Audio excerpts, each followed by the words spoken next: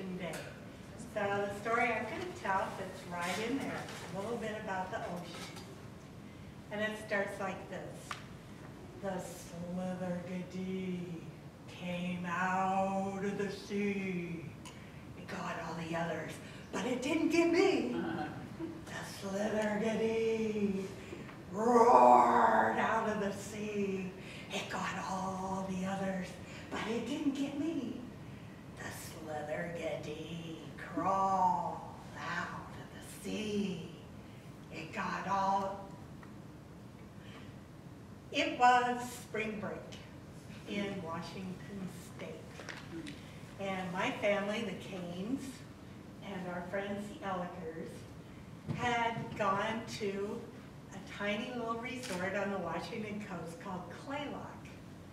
And because it was spring break, and because it was Good Friday, and the next day was my birthday, I got to set up my very favorite thing. I took my friend, Drew, and we went down and set up a pup tent in the dry sand on the beach. So we go down the path, along the creek, around the point, and in the dry sand, past the high tide line, there we set up our tent. And that's where we went to bed that night. It was a beautiful, clear day of wonder on the Washington coast in March. And everything was just great. So meanwhile, in Seattle, my grandmother and her sisters are playing cards, drinking gin, and listening to the radio. Meanwhile, in Anchorage, Alaska, the people are just really and devastated because they just had over 4 minutes of a 9.2 megathrust earthquake. This was the biggest earthquake that had ever been recorded in North America, and the second biggest earthquake that had ever been recorded in the world. This was huge. And so my grandmother heard that on the radio and knew that there would be what we called a tidal wave coming, and knew that we were on the coast. And of course we were safe. Claylock is set up so there's all the cabins are up on a bluff overlooking the beach. So she calls, wakes up the cook, and he stumbles over to the cabins and wakes up Mr. Elliker. And there's a little consultation, and Mr. Elliker decides to go down the path, along the creek, and around the point, see how the kids are doing. Well, by the time he gets there, the kids are awake because the moon is so big and so bright. I had never seen such a thing in all my 10 years. And so we enjoyed the beauty of the night for a couple minutes, and then things got weird. The noise of the surf went away because there were no waves, because there was no water. Mr. Elliker says, okay kids, come on, we're going to go back to the cabin. And so we start to go, oh, should we take our sleep? No. Should we take our tent? No. Should we go? No, no, go. So off we go. And my friend Drew, like a gazelle, and he's over the dry sand and all the little fist-sized chunks of driftwood that are up against the bluff. But I was having a harder time, and bless his heart, Mr. Elliker's helping me along. And then he just stops and says, Trish, hold on to me. I grab onto him, and he's hanging onto this tree. It's really only about this big around. And then the first wash of water comes up to our knees. And it's funny, I don't remember seeing anything. I think we were in the shadow of the bluff, but I remember was so noisy. It was just chaos. Mr. Elliker says, okay, why don't we go up here? So we just turned and we went up this bluff that's about 30 feet tall. And when I went and looked back at it a few years, well, like 40 years after the event, I just couldn't imagine going up there, but up we went. There really wasn't an option because we were scrambling through the pucker brush and pulling up on trees, and I just kept wondering, why on earth is the water still following me? And I was hanging on to my cross and praying and praying. I swear, if that prayer had been directed just a little somewhere else, I could have cured cancer. But what it did was it got us to the top and we popped up, and my brother said that when we popped out, it was as though we were just churning in midair like a cartoon before we finally landed.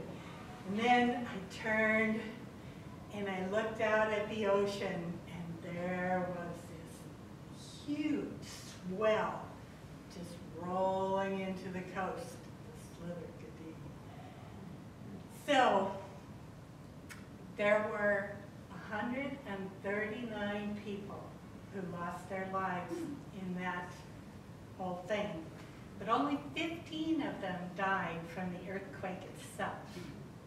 That left 124 people who died from tsunamis. And I guess if there's a point to my story, it's that if you are at the beach and you hear that siren, drop everything. Grab your loved ones and head off for high ground, because Slither-Goody is still in the sea and he's hungry.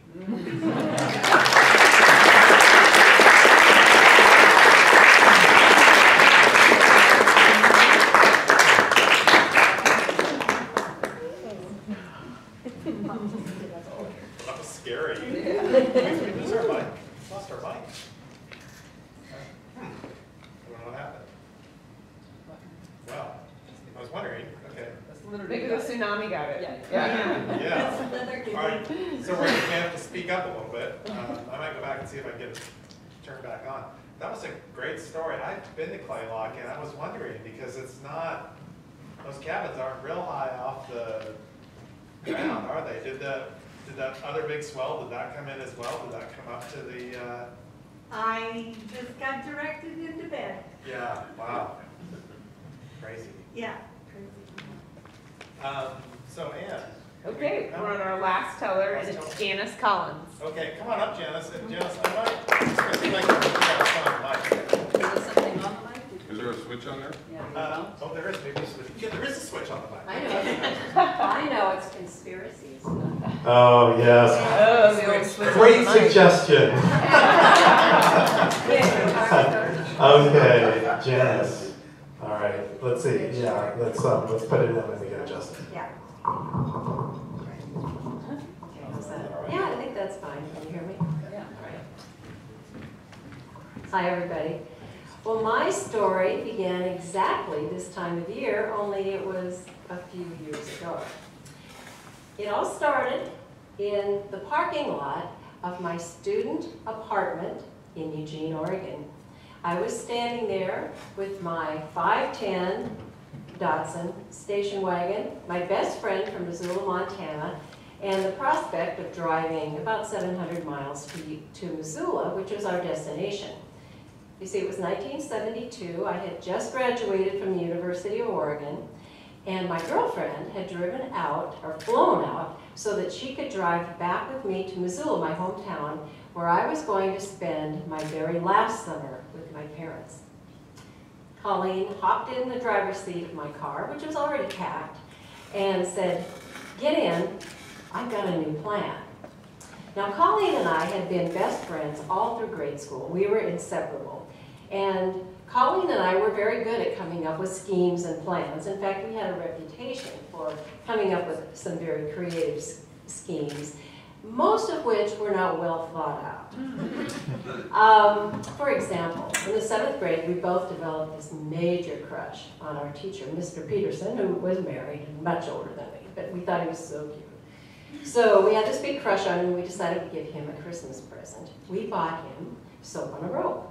A present that we did not really think through how he would use it or in what state until after we gave it to him. And then, so we spent the rest of Christmas vacation humiliated and just decided we were never going to go back to school. Our parents had a different idea. But that's when we were children. Now we were adults, and we just graduated from college, and quite frankly, there wasn't much we didn't know.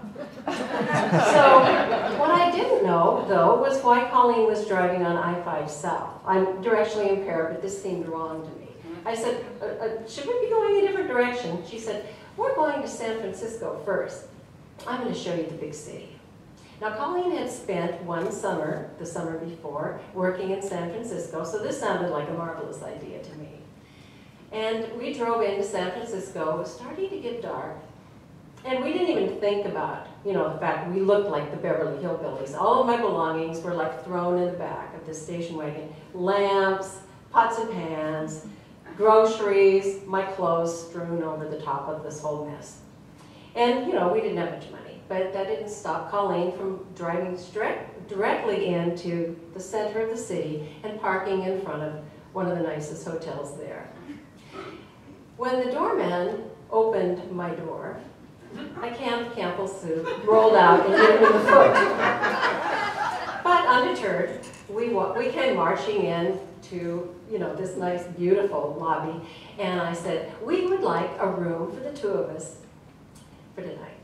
Well, I think I just said a room for the two of us, and he quoted us a price, and I said, no, we just want it for one night. And he kind of looked us up and down in our cut-off jeans and our t-shirts and said, I have another hotel in mind for you that I think would work out better. And so we went to this other facility. It was on the other side of town, and it was quite different.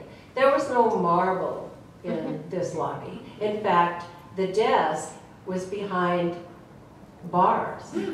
And the clerk behind the bars looked like she'd been on about a 3-week bender. She demanded cash for the room, which we plunked down. She gave us a key and said, room 308.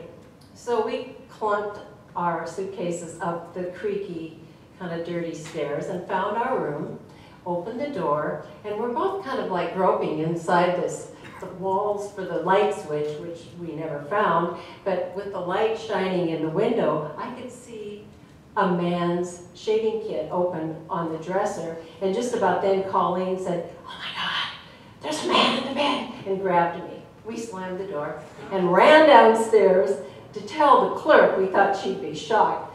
There's a guy in our room.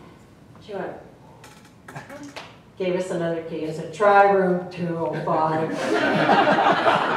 So we got up to room 205, and there was no one there. But we had plenty of company that night. Through the thin, dirty walls, we could hear the couple next door fighting all night. And the couple on the other side were not fighting. We didn't sleep very well. But we had a great time showing, doing the sights in San Francisco. And then we moved on to Reno. And I was feeling like, oh yeah, I know a little bit about Reno because I had been there. On the same trip that my parents had taken us to Disneyland in Las Vegas. And to me, Reno, Las Vegas, I was in the 4th grade at the time, they were the same basic city. I thought they were identical, only just little different locations. So I had one goal, and it was based on a story my mother had told me on this trip. She had told me about loving this dinner show where she'd seen the showgirls, the dancing girls, and with the big plumes, the whole thing. The sequined outfits. I was determined to see that. So we got all gussied up the first night, prancing up to our desk in our motel. And I said, where can we find the dancing girls? The woman cocked her eyebrow and looked at me and she goes, what? And I said, you know, the dancing girls. You know, Viva Las Vegas, you know, the plumes, you know. She said, honey, this ain't Las Vegas. And I said, well, yeah, but, I mean, it's Reno, right? But you have dancing girls, right? She goes, I suppose. So she opens up the drawer and she fumbles around and she goes, here, go to this club. Here's a couple of tickets for a couple of free drinks. Well, that sounded great to me, free drinks. So we went tooling down to this club. And we walked in. It wasn't quite what I expected. Not as elegant as I was expecting. It was kind of dark and small. And you were greeted by the waitress, who was dressed in a leopard bikini bottom. And she brought us our free drinks. And then proceeded to, I think we tipped her a quarter. And she put the tray down on an empty table, picked up the quarter, walked over to the jukebox, put the quarter in the jukebox, kicked off her stiletto heels, got up on one of the tables, and started dancing. She was not a good dancer. I said, Colleen, this isn't what I had in mind. And Colleen said, yeah, where are the feathers? Anyway, so that was Reno. But Colleen, we weren't in Las Vegas, that's true, but we were in Nevada. And Colleen had made a new friend, the slot machine. Now, I insisted we didn't spend any time in casinos, but this, one-armed bandits, they were everywhere. So every time we bought a souvenir, ate any food, we had these guys present. So Colleen started depositing her change every time before she left.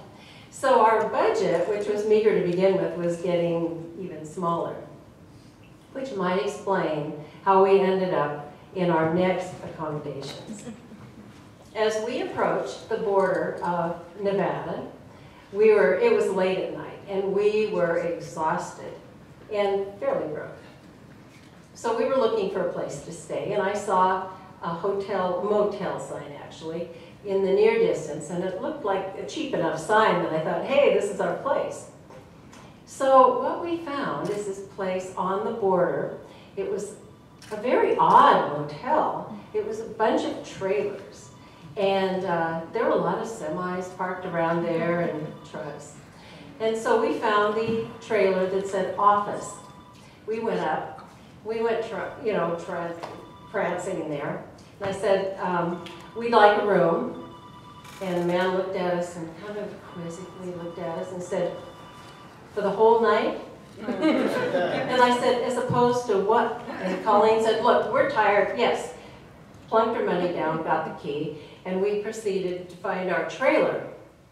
Well, we went inside, and it was fine, except there was one problem. The door did not have a lock on it. And so we thought, we were too tired to go back to the office and complain. And so we devised a plan. Colleen said, let's push one of the beds, your bed, in front of the door, which I agreed to. And we were so exhausted when we pushed this bed that we did not notice what was unusual about this bed. So during the night, I'm feeling pretty confident that we're safe with this bed in front of the door, but I didn't sleep very well because the sound of trucks pulling in and out of the parking lot all night, and the sound of women giggling and men talking in muffled voices. And so finally, when the morning rolled around, I literally rolled out of bed and realized that the bed that I was sleeping on was on wheels. Our fortress. Well, we got home safe and sound with no further incidents. And it was probably years before the two of us realized that the trailer motel was really a meeting place for prostitutes. That the hotel, the flop house that we stayed in San Francisco, we were probably inches away from being shot in the face. And third, that Mr. Peterson probably had nothing but a good laugh over his soap on a rope.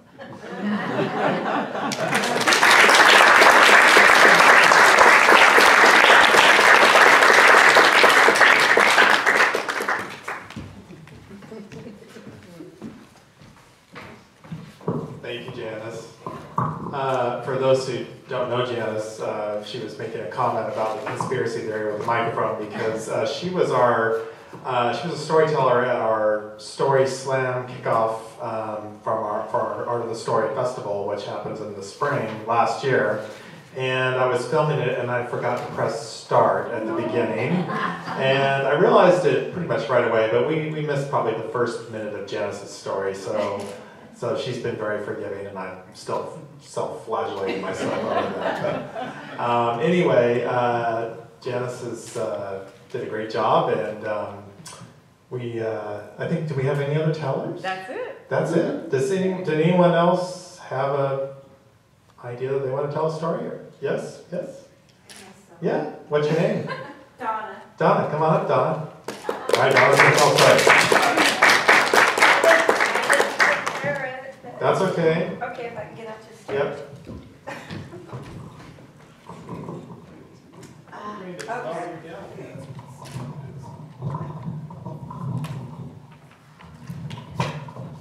Yeah, I'm pretty sure. Hello. Okay. Well, I didn't prepare and I wasn't going to say anything, but I have a different kind of a story. Of course, they've all been different. But my story starts, my traveling story, if you can call it that, starts when I was born. I was coming out of my mama and the nurse got scared and pushed me back in. So that was quite a trip for me. And my mother, my poor mother. But that was just the start of, I've had a lot of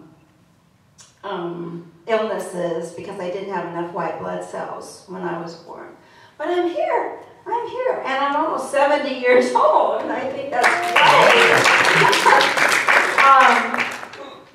My perseverance, my mother's perseverance, but, and I got a lot of help about dealing with all of these different things I had.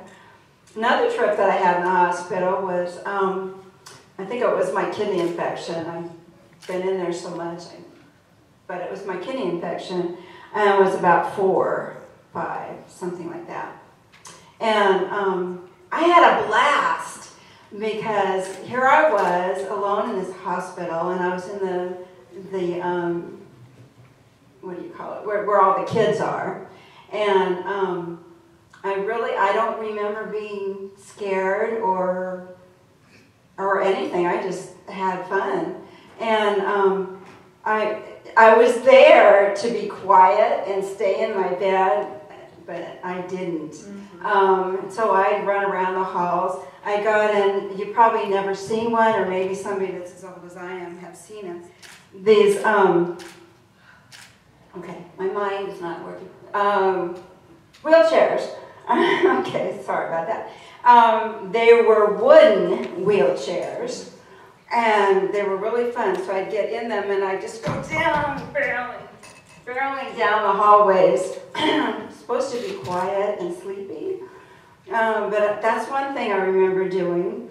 And then this is why I got up here spontaneously, because I used to do that in the hospital. Being a little kid, and I would, I don't know why the nurse did this, but she showed me around the rooms of the other kids, and I would go after lunch, right before bedtime or nap time, I would go around and tell stories in every room to the kids in the room, and nobody taught me how to tell stories. I mean, how do you tell such wonderful stories. I think you're either, you're either born with it or you're not. But I just remember having fun, and this one girl was blind in there. And so I don't know, I have no idea what story I said, but I just had so much fun visiting them and telling them stories before they went to sleep. I don't know if I ever went to sleep, but probably took a nap somewhere. Sometime. So that was one of my first 2 visits to the hospital. I'm trying to remember some more. Oh, and then when I came home, that was not fun. my mother brought me home because because I was getting sicker in the hospital because I was moving around too much. So she brought me home, put me in a bed, and I was mad. I didn't want to go home and lay in this bed. So she gave me a sleeping pill, which didn't work because that just made me even more. I'm one of those, you give me one thing and it does the opposite of what it's supposed to do. I remember that. I was banging my head. I was really mad. It was really crazy. But I survived coming home in my bed. And then went to school and had a fairly normal life. And then I started having these tumors all over. And the first one I had, I was in high school, I guess, trying to remember, 14 or something. Yeah, I was 14. And I had a roommate. She was in her 20s or something. She was an old lady. And she had been in a car accident. She told me about it. Somebody just crashed right into her. And so I was feeling okay because I was used to being in the hospital. So I was trying to encourage her and told her stories like I normally do. And she got relaxed. And then just a calm came over me, and I think a calm came over her too. And the more and what I've gotten from just these couple of incidents is that the more I give, the more I get. And we were both just having so much fun talking to each other all night, which I think I was supposed to sleep again. And I wasn't. I was talking with her, but we were all calm and peaceful. And I was so glad that I could help her and myself, because that was I didn't want an operation to be cut up. And I had quite a lot of those later on. And then I'm just going to tell you about a couple of the newest things that happened to me. I finally got well, it wasn't brand new, but it was a new car, the car I still have. And it was all white and beautiful, and I was having so much fun driving it. And I was sitting still at a light, and this lady, I still think she had to be high on something. We were on an over bridge, and the traffic was like this. We weren't going anywhere, and it was 2 lanes, and back to back to back. There was nowhere to go. I still figured she must have wanted in my lane, but she had to be high on something. And because we were so close to each other, all of the cars on both lanes, but she kept going boom, boom, about 7 times, and I was going, ah! I couldn't get out of the car. I just knew I was being, so I still have back trouble down here for that, or up here. And then, because 3 weeks later, I was sitting and trying to turn right, and I had to wait for the traffic, and this guy comes up, boom, my new car, 2 accidents in 3 weeks. And that one, well, one of them hurt my neck, and it still hurts, and my lower back still hurts from those, and those were like 4 years ago. I didn't have to go to the hospital, but I was not too happy about that. And then, okay, now what was I going to tell you? And then about a month later after that, I was going to work. And I got out of my car this time and was dragging my material because I was testing students. And I turned to look at somebody, turned back, and broke my foot. And good, because I'm almost dead. And I broke my foot, so there was 3 accidents in like 3 months or 2.5 months. And so I'm still recovering, even though it's been years ago. And so those were my trips to Fun Land. But I'm still laughing, and I'm still telling stories, and I I can still joke about all of that. But I sure wish I was younger and had all that stuff.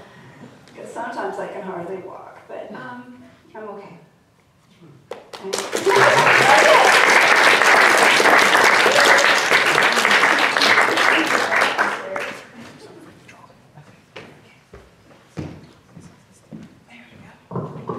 Thank you, Donna. Donna, stay out of the cars. It doesn't matter whether it's cards. Oh, quite the journey. Well, we've actually, I'd say, does anyone else want to tell? Well, we've actually run out of time because the library closes at 9. And yeah, so first of all, can we all give the tellers another big round of applause? That's always great. And also, audience who came to listen, please give yourselves a round of applause. Thank you for coming. We do have the fabulous $10 gift certificate to determine. Anne, are you going to let a random audience member draw that out of the... I am. You're going to be the Okay. random audience member. She looks like she could be a plant. She's drawn it. Okay. The winner is Yassine. Yassine! I think the fix is in. Yusuf won the certificate last time. Well, the $10 goes a long way at the book corner, so congratulations, Yassine. Thank you so much, everyone, for coming. Please fill out a little survey if you've got a moment. You don't, even if nothing else, if you want to leave your email, and we'll let you know when the next slam is. There will be one in September, I believe. Photo release. Oh, and also, if you don't mind, we've taken a lot of photos here, and if you don't mind signing the photo release, those are going to be I have them right right over here. That would be great. And also, I will, if you're interested, let me know, and I can put the video up on YouTube if you want to see yourself tell the story. If you don't want to see yourself on YouTube, let me know, and I'll take you out. You know the theme for September? No, and actually, we haven't decided on a theme yet, but there's a chance it might have something to do with borders, coming to a new country. We have a welcoming week for immigration. We do a big thing with new people, new citizens, so we're thinking of doing something in conjunction with that, but we don't have a theme yet. But it will be a broad theme, perhaps beginnings, middles, and ends, something like that. So, all right, thanks for coming, everybody.